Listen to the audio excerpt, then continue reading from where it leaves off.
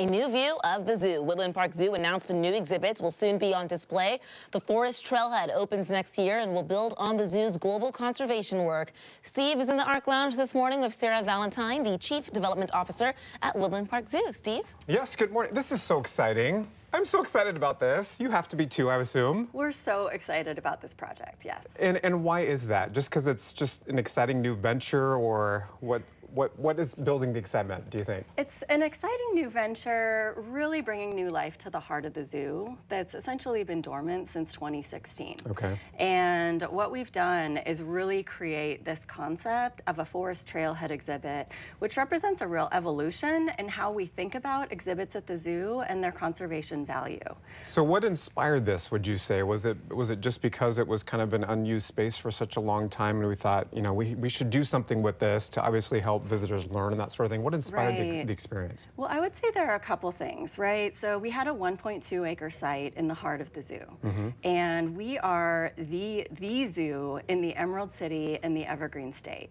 And one of the reasons we all benefit from the greenery here is because of forests. Yeah.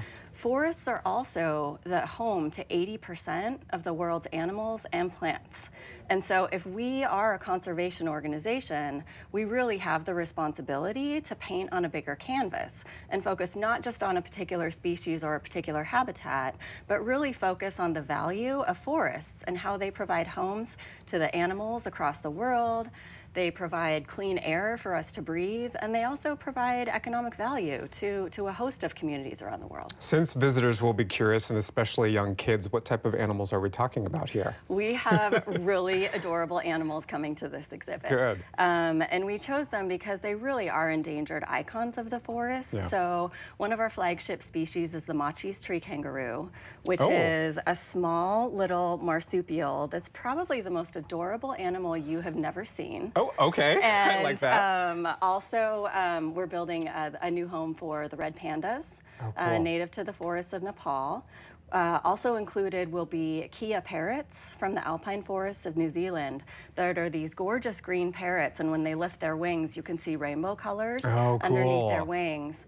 And then a host of smaller reptiles, amphibians from the forests of Madagascar, Panama, New Guinea, really all over the world inside the habitat. All sorts of cool stuff to check out. Absolutely. This is part of, I think, the zoo's overall global conservation work. How does this exhibit play into that work that you guys do? Yes, it is. So essentially, you know, in the spirit of opening day last week down at the T-Mobile Park, I think it's fair to say that all of the animals we've chosen to represent in this exhibit are really in the bottom of the ninth for their survival.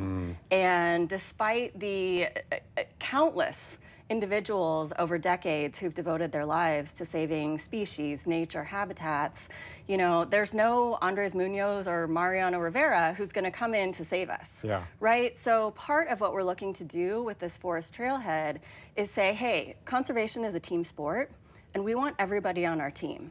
And the forest trailhead is really going to be the grounding place where people can not only connect with these animals, but learn about really easy daily actions people can take to save them. And on top, I know of actually visiting the new exhibit, there's a chance for viewers at home to sort of get involved with it as well as part of the Plant Their Name process. What does that involve? Yes, so we began raising money for this exhibit back in 2022. Okay. And as part of our fundraising campaign last year, we launched a Plant Your Name fundraising campaign.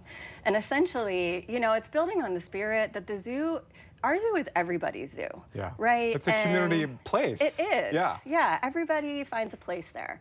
And so what we wanted to do as we were fundraising is actually provide opportunities for everybody who has the capacity and wants to, you know, do this.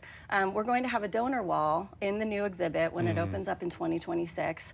And should people choose to do so, we're going to have little leaves where families, individuals, corporate partners can plant their name on a leaf in the new exhibit that will remain there forever. I love that. Everybody likes to see their name up on a brand new exhibit or partnership or construction project. That's going to be really cool. How else can people get involved and how does the Trailhead exhibit, you know, motivate guests to help in that conservation or preservation work with forest habitats, just, you know, not here locally, but just around the globe? Yes, well, that's a really great question, and there are really countless ways to get involved. I mean, one really easy way is just buy a ticket to the zoo and come out and see us. Easy breezy. Right? Yeah. Because a percentage of all our tickets sold helps support our conservation partners around the world. Other ways, we have incredibly rewarding volunteer opportunities, and within the Forest Trailhead itself, part of what we're trying to do is really introduce really easy actions that everybody can take, right? Whether, you know, if you're doing a remodel, use sustainable forest products, use forest certified paper, drink sustainable coffee. Yeah. There are and it's, you know, we're also going to be talking about how people show up civically and how that can make a difference for animals and forests throughout the world. What I think about too is the little kids that are coming through and how much of an impact that might have on their life as they grow up into an adult. And learning some of those lessons at a very young age, and that can have a huge impact years or decades later on them. Yes. Which is really, really cool. Yes. For anybody who has not been to the zoo, and Tyra and I went a number of months ago and checked out the penguin exhibit and all the fun stuff down there. How would you describe what it's like for, since we're talking about kids, right, going through the zoo and seeing all these habitats, seeing these really cool exhibits? What is it like for them? What is it like for the adults too? Yes. Well, I think, you know, I've been thinking about this a lot in my role at the zoo, and I think the zoo is not just a place for everybody in this community, but it's one of the few places where you can go on any given day and experience joy and wonder. Yeah. I would also say that, you know, I'm a Seattle native. I grew up here, and I've seen the changes across our city. Yeah. And I'll also say it's one of the few places left in the city where you can really interact with people from every walk of life. Yeah. I think, you know, over the years, we've really developed strong empathy building programs, and that's really what I hope the kids take away, in addition to the joy and wonder, which is that essentially at the end of the day, we're all interconnected, yeah, right? Yeah. Just like the forests are. We're interconnected with the animals, we're interconnected with our habitats, and for adults and kids, you know, we provide opportunities to make a difference so that when the kids are adults, they'll have the same things that we all get to enjoy right now. So a lot of people, I'm sure, are going to be excited to, you know, experience the exhibit firsthand. When does it open? It opens in May of 2026. Okay. The middle of the zoo right now is a massive construction site. As it should be. And we are building an architectural icon right in the middle of the zoo. So construction will wrap in July. And after that, our horticulture team will come out and do all the plantings and make the magic happen. We'll bring in the animals and then put all the final bells and whistles for a big grand opening next May. Amazing, and I think we were showing some of the renderings too. It looks really cool. I mean, congratulations on this. It's just going to be, I think it's going to be a really cool space to check out, as we talked about, not just adults, but those little kids too, and it can have such a lasting impact on them. Thank you so much. Thank you so much, Nice to meet you, and It's been a congratulations pleasure. on the exhibit and some cool things to come next year, Tyra. Absolutely, Steve. I can't wait to go back with you. And I love how Sarah said we're all interconnected, especially when we go to Woodland Park Zoo. I like that too.